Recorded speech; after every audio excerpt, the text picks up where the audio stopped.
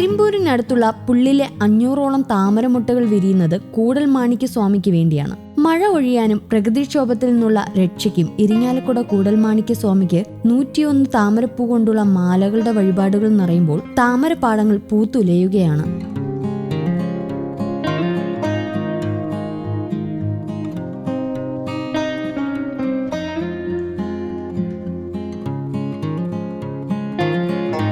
ദിവസം 500ഓളം താമരമുട്ടകൾ അരിമ്പൂരിനടുത്തുള്ള പുള്ളിൽ നിന്ന് സംഗമേശ്വര സന്നിധിയിലെത്തും. മുൻപ് നാഗർകോവിലിൽ നിന്നും മറ്റുമാണ് താമരകൾ വന്നിരുന്നതെങ്കിൽ പുള്ളിലെ കൃഷി ലൈവായതോടെ താമരകൾ സമൃദ്ധമായി. താമരമാല വഴിപാടുകൾ കൂടിയതോടെ താമരയ്ക്ക് ഡിമാൻഡ് ഏറി. ഗുരുവായൂരിലെ കടകളിലേക്കും പുള്ളിൽ നിന്നുമാണ് താമരകൾ എത്തിക്കുന്നത്. പത്മനാഭസ്വാമി ക്ഷേത്രത്തിലേക്കും മറ്റ് സംസ്ഥാനങ്ങളിലേക്കും പൂക്കൾ മുൻകാലങ്ങളിൽ കൊണ്ടുപോകാറുണ്ട്. മഞ്ഞുകാലത്താണ് താമരയ്ക്ക് ക്ഷാമമുള്ളതെന്ന് കൂടൽമാണിക്യത്തിലേക്ക് താമര നൽകുന്ന പുള്ളു സ്വദേശി വാലപ്പറമ്പിൽ വേണു പറയുന്നു.